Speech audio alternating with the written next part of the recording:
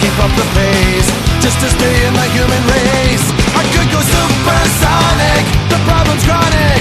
Tell me, does life exist beyond it? When I need to sate, I just accelerate into oblivion. Into oblivion.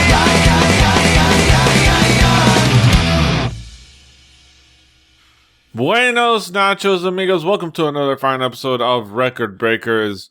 I am still PD Rave, your man with relatively no plan. Here with me, as always, is my crew, my quorum, our quorum, your quorum, everybody's quorum. The people that are with me are none other than Brett. Hey. Patrick. Wu-Tang Clan ain't nothing to fuck with. And Drew. Hello. Yes. We're here to talk about music, of course, as we always do. We all share music with each other, and here to share music with the rest of the quorum is Brett. Brett, what do you have for us this week? Well, this week we bring to you an album from 1984 by a little heavy metal band called Iron Maiden. Mm-hmm. The album is a Powerslave, is it not? Just a tiny band. Just a little. I may have heard them. Yes. They had a hit or two. Yeah. I think they're named after a medieval torture device, if I'm something not along those mistaken. lines. Perhaps. Of course, this is a much known about album, and I'm interested to see what kind of expectations y'all had. I'll start with Drew. What were you expecting coming into this album? What I was expecting, knowing Iron Maiden, is a shredding guitar, some awesome power metal screams, Check. and lyrics about ridiculousness. That's what I was expecting because I had heard some Iron Maiden in my day. So I came into this album sort of saying, all right, I think I'm going to get this. I think I'm going to be doing the headbang, as it were, and we'll see where we go from there. Mm-hmm. Patrick, what were your expectations coming into this album? So there were two songs on this album I was very familiar with, and a whole bunch the rest that I wasn't so familiar with. But I'm reasonably familiar with Maiden. I'm a big fan of their bass player Steve Harris and his three-finger galloping triplet bass lines, because I feel like that's something that really like Maiden kind of did, and then no one really continued. In my mind, I do rather enjoy some Maiden once in a while. I feel like it is as metal goes, it's a very specific feeling you have to want to listen to Maiden, but you have it enough that you listen to some Maiden. Yeah. All right. What do you think, Petey? What did you come in here listen to? You don't do sneak out of this. What were your thoughts coming in? No, I kind of had an idea what Maiden was. It was a kind of that really cool thrashy metal style, shreddy, a little bit less low end, a little more on the high. Really cool, like smashing, like punchy metal, and really fun. And I knew that's what it was going to come in. It just kind of. Didn't know the particular details of what I was going to experience, but I knew I was going to experience some punch and some shred. And we'll talk about what the elements. Brett, what were some of the elements that we should talk about? We should key in on with this album. Lyrically, Iron Maiden is a very narrative band. Their songs tell a story. Individually, they write a fairly complete story, and they do that in this album very well. I mean, their most famous songs that you can think of are normally about something. Run to the Hills, okay, yeah. 2 Minutes to Midnight, Number of the Beast, all that stuff. They don't have like these emotional, just like they aren't Nirvana when it comes to lyrics. Yeah, They don't write love songs. That's right. They tell a tale. Yes. Which this band has a lot of influences by a certain trio from Canada that I like so much. Especially late in this album, there's some pretty much some fun lyrical works that they do. But getting down to brass tacks, they have a fantastic bassist that really carries the like, he's more than half of the rhythm section. And they have two guitarists that have very, very differing styles. One has a very bluesy feel to his licks, although they both shred. There is a very defining difference in tone and sound between the two guitarists. And their frontman is one of the most recognizable high-end falsetto singing guys named Bruce. They're like heavy metal Bruce is the only kind of Bruce that has a pilot's license to fly a 757 with Ed the Head on the tail. Yes. You know, it's a pretty weird mix of guys. This band has gone through a lot of people, but this was like the core crew that went through the 80s. And they've really put together an album that maybe is not their most notable, but it's a complete album. Yeah. All right. So, Drew, what would be some of the elements that stood out for you? What caught your attention thematically? Well, I got what I was expecting. I got awesome guitar. I got awesome falsetto vocals. I got some awesome power metal. And as Brett said, there's depth to the lyrics, which was really always nice in power metal, but also the depth of the music really shines through. As he said, they're contemporaries of a certain band up north, and they sort of mix a really tight record, a really tight power metal record together with great musical chops. There is evidence that these guys composed these songs with a meticulous care that gives them depth throughout the entire range of the song. And I really, really enjoy that in my metal. And I got a lot of it here. There is no amount of time in this album where you're not going to want to bang your head and you're not going to want to raise your fist and just have a great time with it. They, to me, are one of the bands that pushed the sort of like that sort of power metal genre into the modern day. They are the ones, they're a classic band for a reason. Every metalhead loves them for a reason. There is nothing about Iron Maiden that is not really well done. Yes. Patrick, what would be some of the elements that stood out for you? What stood out for you thematically? For me, Iron Maiden is all about. I mean, I like Iron Maiden, but there's one guy in Iron Maiden who makes the band for me, and that's Steve motherfucking Harris, their bass player, who is, one of the primary songwriters. And unlike a lot of bands from the 80s in metal, and like if you look at like Judas Priest, who I think is probably the best contemporary to Iron Maiden, I can't tell you what the name of the bass player to Judas Priest is. He's probably great. He's probably a talented guy. Probably makes good bass lines, but I can't tell you who he is. But I know who Steve Harris is, because Steve Harris wrote amazing songs and did that cool three-finger galloping bass thing. That, like, as a bass player, like someone who occasionally touches a bass, not as well as Drew, but, someone who picks one up once in a while.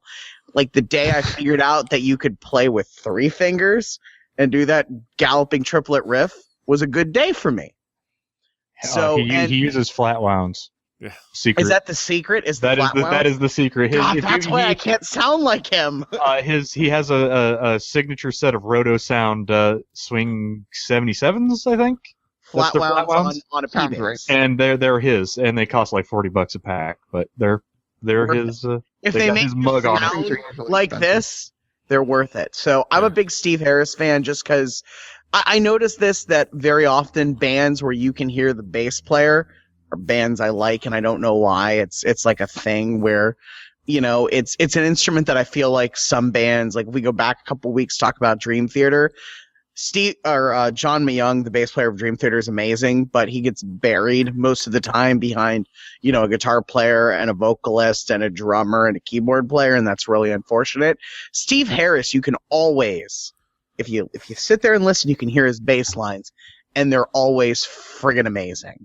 Yeah, And- I mean, you just got to think. Geddy Lee only has to fight with one guitar player and a one bassist, drummer. or one drummer, and he's singing. So Uh-huh.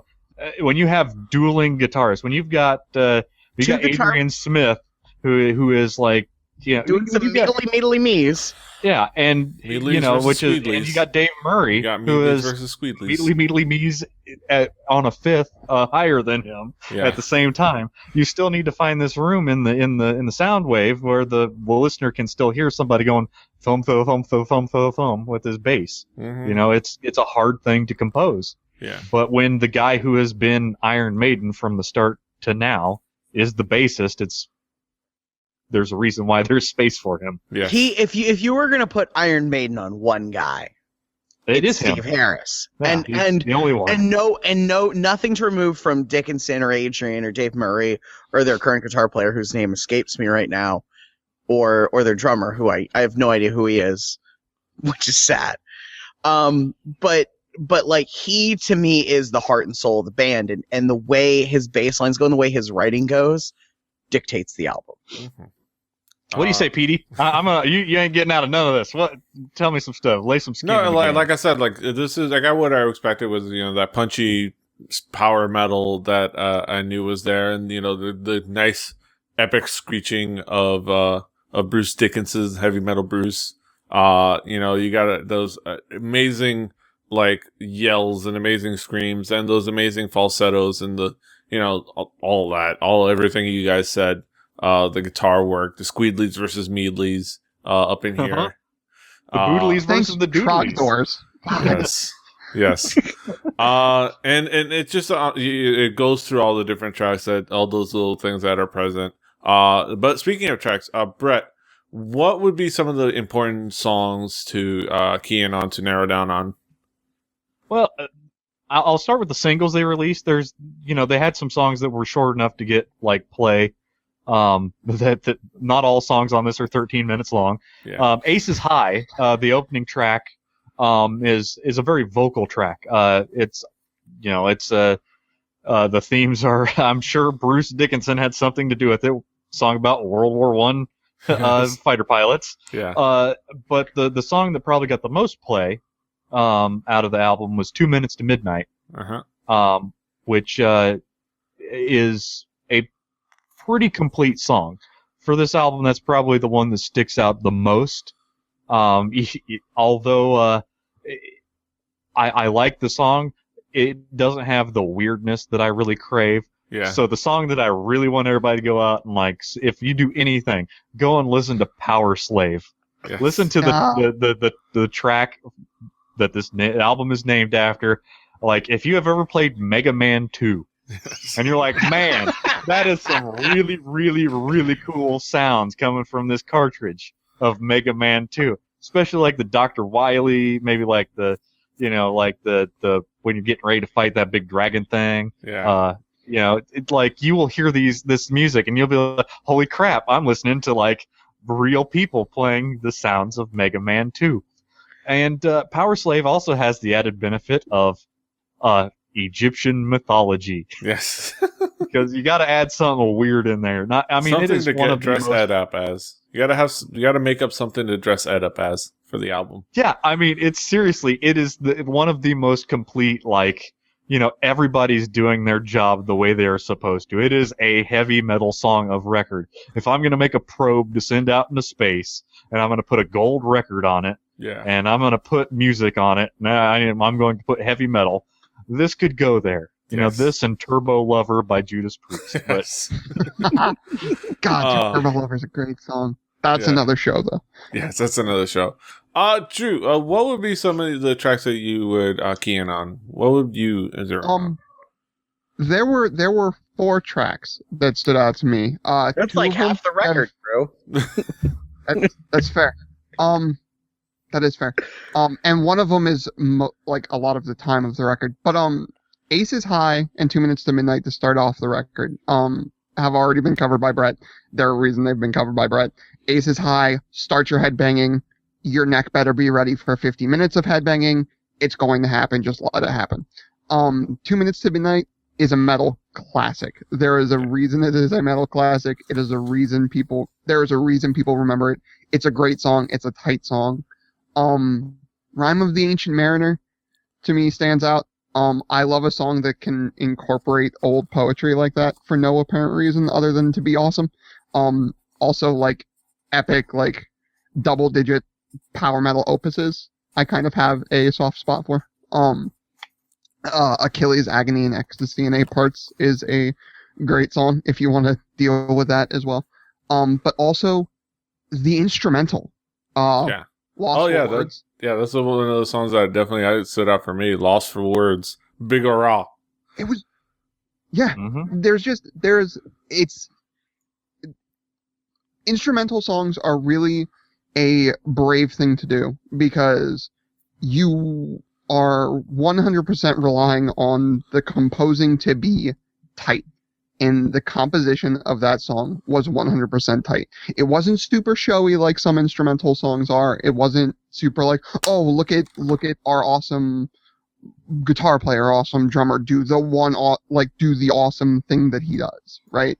It was very much the whole band doing what they do really well, which is making just really tight, really powerful, really well-built songs. It was As a a good whole, mesh. as a unit. Yeah, it was a Yeah. great mesh, and that is very, very hard in a genre that is all about ego. Yes. To have that many guys Yeah. give the time to let everything work together and be at a level where nobody gets drowned out and everybody gets heard. Yeah, That's why that band works. You Yeah, it's can't a really have cool that track. many egos without. That is an awesome track. Yeah, it's a really cool track. Just the way it works and the way it flows. Patrick, what would be some of the songs that caught your attention? I will echo the opinions of my compatriots with Aces High and 2 Minutes to Midnight. 2 Minutes to Midnight to me is that song when you want to, like, if you were going to make a car chase at the end of a movie, and it was like the good guy had to win over the bad guy, 2 Minutes to Midnight is the song he'd be listening to in the car. Like, it's that kind of a song to me in the best sort of way. I mean, it's what it is. It's a song about the Cold War and the Doomsday Clock and that, like, period of cultural nonsense. Mm-hmm. But it's a good tune, and it's got a good bass line and everything. I'll agree on Lost for Words is just, it's a metal band having fun. Mm-hmm. The other one that I would really, the one after that, Flash of the Blade, I'm not in love with the vocals, but Steve Harris's bass on that basically sounds like I wish I could sound someday, and I never will. Although if I buy flat wounds and the right P bass, I might get halfway there.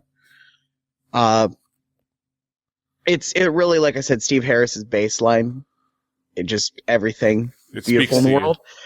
It Well, speaks let's to your try not to undersell the fact that there are two guitarists. There are two at this amazing that are- guitarists in that Iron are Maiden, harmonizing. and now there are 3 of them. Mhm. And as a fan of Scandinavian death metal, especially the early stuff, if you listen to the first 3 or so In Flames albums, early Opeth, early At the Gates, like, they were doing that dueling guitar thing, and it was directly because of Iron Maiden.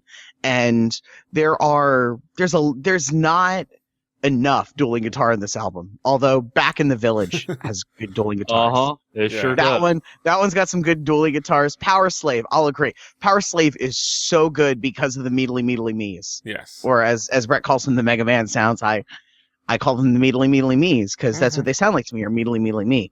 Yes. And it's kind of a song built around the guitar solos, and everything else just kind of comes along with it. Yeah. My only real gripe with this album is kind of my gripe with a lot of 80s metal, is the drums sound like butthole because all of the toms pretty much didn't have reso heads, so they sound like butthole. When you play on them, they sound like 80s metal toms, and I don't like that, but that's like a tiny gripe in what is otherwise a really fun album. That if you like the metals, is kind of required listening. Mm-hmm. All right, so let's bring it back around the horn. Drew, what would be your thoughts on the album overhaul? Your conclusions? My conclusion is it's, like, not to put it too bluntly, but it's fucking Iron Maiden. Like, they're sweet. Like, if you want to drive down the street doing 80 in a 45, screaming out your car window, put some Iron Maiden on. It's Maiden. Like, Exactly. And up in the air for the audio listeners. Patrick, what do you got? What are your conclusions about the album overall? It contains 2 beloved of mine Iron Maiden songs, An Ace High and 2 Minutes to Midnight, and a bunch of other songs that are also really good. Steve Harris is a monster. And if you've ever picked up a bass guitar, even if you suck at it like me, or you don't suck at it like Drew, you should listen to Iron Maiden enough just to listen to what Steve Harris does. He is what bass players should strive to be, in the same way they should strive to be Geddy Lee. Geddy Lee does it for prog rock, Steve Harris does it for metal music, and not enough bass players, especially now in metal, went to the Steve Harris School of Bass. So that is, and for the love of God, if you're a drummer, put resonant heads on your toms. It makes them ring a little bit, and your drums don't sound like this. All right. So, Brett, what is your conclusion about the album overall? Well, if anything can be said about this album, it's that the song "Flash of the Blade" can be heard on an episode of Jim and the Holograms, the episode Kimber's Rebellion, just after the cartoon band members return home from Paris on a boombox stereo being carried by a passerby. Yes. As I read this from Wikipedia. No, this is a really, really, really good album. I mean, even if you aren't into the genre, the musicianship, there are it's not all derivative of metal. I mean, you can feel a little bluesy sounding licks. You can definitely hear some classical composure being put in. Not quite Yngwie level, but enough to make you be like, wow, somebody knows their music. It's well put together. It was, for being 1984, it was produced really well. And it's an album that really put this band. I mean, they're still pulling all of Brazil into one building and playing regularly. Yes. So I mean, this is a very, very fun album. Go listen to it. Yes. Send me an email if you have notes otherwise. Yes. Yes. In one word, Maiden. Of course, now we have, like I always say every week, the main event of the evening. We have our haiku reviews. It's going to be interesting to see. It's probably going to be more glowing words. So let's get through it quickly. I'll start with Patrick. What is your haiku review? Best bass riffs ever. Dueling guitar godfathers. Triplets for the win. Mm-hmm. Drew, what is your haiku? Power metal greats, guitars shred, and heads will bang for this classic band. Nice. And for my haiku review, I have metal royalty, seminal heavy hitter that can't be denied. Brett, of course you get the last word. What is your haiku review? Pure 80s metal from the best in the business. One complete album. Yes. That is the fact, Jack. Of course, you can listen along, if you haven't already, listen along to this album on our playlist. We are having them on Spotify. We'll have them on Beats Music. We'll have them on whatever music service you want us to curate one on. Of course, on those playlists, we'll have what we're talking about next week, and that is going to be provided for us by Drew. What do we have? Well, what's the over/under on ska? What's the line? Where's mid? We need them. Yes. Will there be horns? Yes.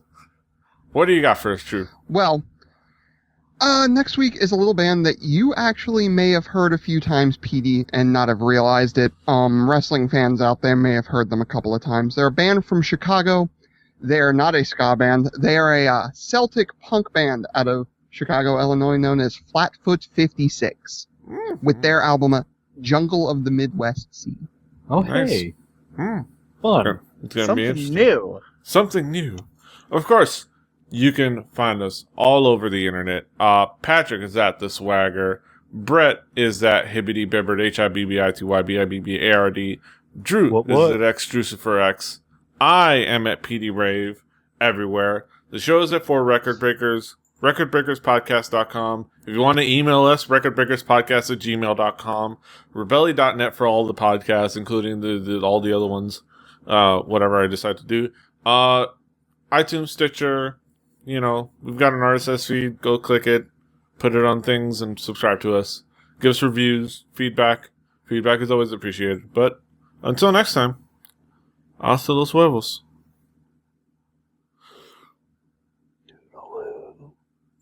Hola, bitches. Annyeong. Fighting.